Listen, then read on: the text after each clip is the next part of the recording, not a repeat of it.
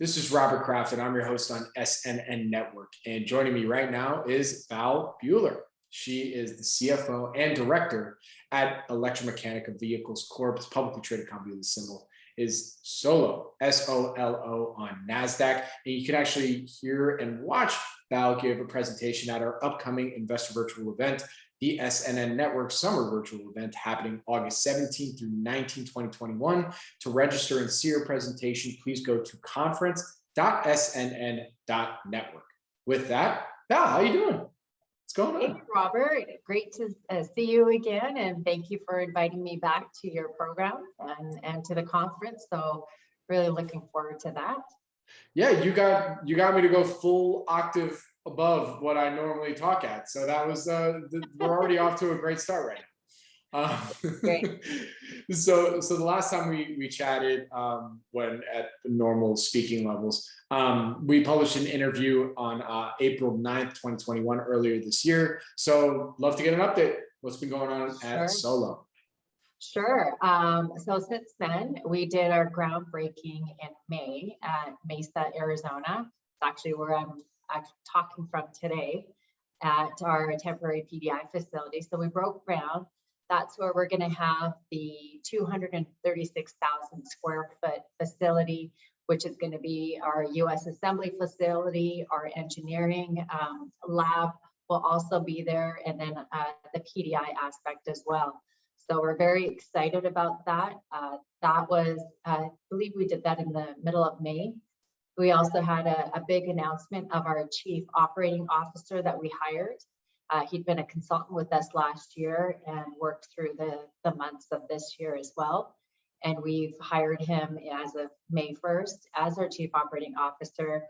Comes from an extensive background in the automotive industry, has held roles as COO as well as CEO of various divisions in the different companies, Magna being one of them, and also at Karma. So we've done that. We've also increased a lot. We've been in an aggressive growth with our kiosks.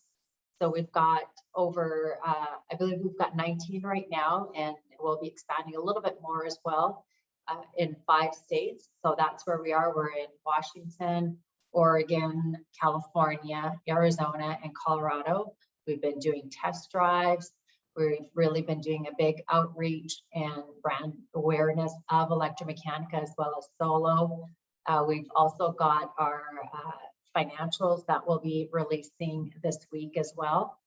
And in addition to that, we're also did our first ESG report that's published on our website.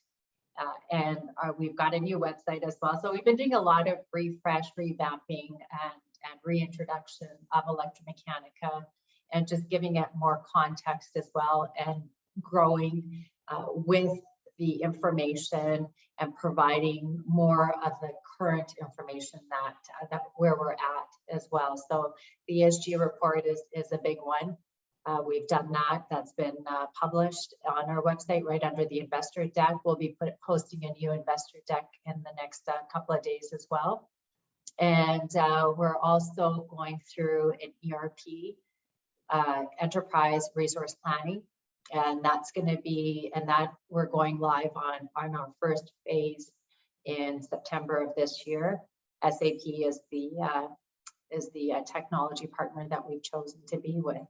So a lot on the go, a lot in terms of hiring employees and so forth. So we're excited. We're growing in a very fast pace. And looking forward to the latter half of this year as well. Very good. Yeah, it sounds like you're just kind of getting the ducks in the row for something. I mean, is that? I mean, obviously, from what you can tell, so I don't want you to say anything you can't. But I mean, look, you broke ground on the assembly facility in Mesa, so clearly you're thinking about production, and when can we expect some news on that? So we are looking to provide information in the next little while about keys in the hands of customers, sales orders being completed. We're still, what we were doing was we had to, even though we're in production, a lot of the vehicles that have been produced for production, since we launched commercial production last August, we've needed them to do railroad testing, as well as also putting them into kiosks and doing test drives, and basically doing the final validation for these vehicles, and making sure that we're comfortable that the safety and the driving experience is going to be adequate and enjoyable as well for the consumer, and as well as for the fleets as well. So that's all done, or is that still going on right now? It is pretty much almost completed. We're just waiting on a few items right now, but I would say that we're getting very, very close to making that announcement. Very good. And then so that's going in congruence with fleets rollout as well, because I remember in our last time we were talking about that with the university rollout kind of thing.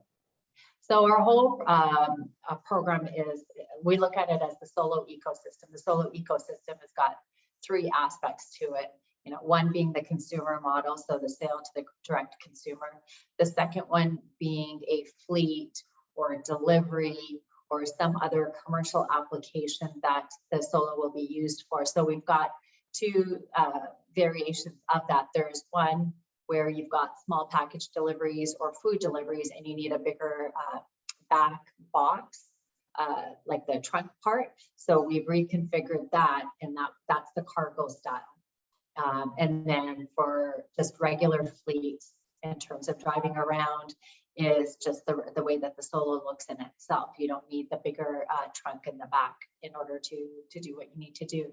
And the third aspect of our Solo ecosystem is the Solo Share program. And again, that's also looking at one of the reasons why we chose Mesa was in the state of Arizona, the collaboration that we have with the various municipalities and cities of providing a share program where you have a pod-to-pod scenario where you're able to have an app to essentially unlock the vehicle, you know, go into it. You'll start getting charged based on an hour or a daily rate, whatever the choices are going to be.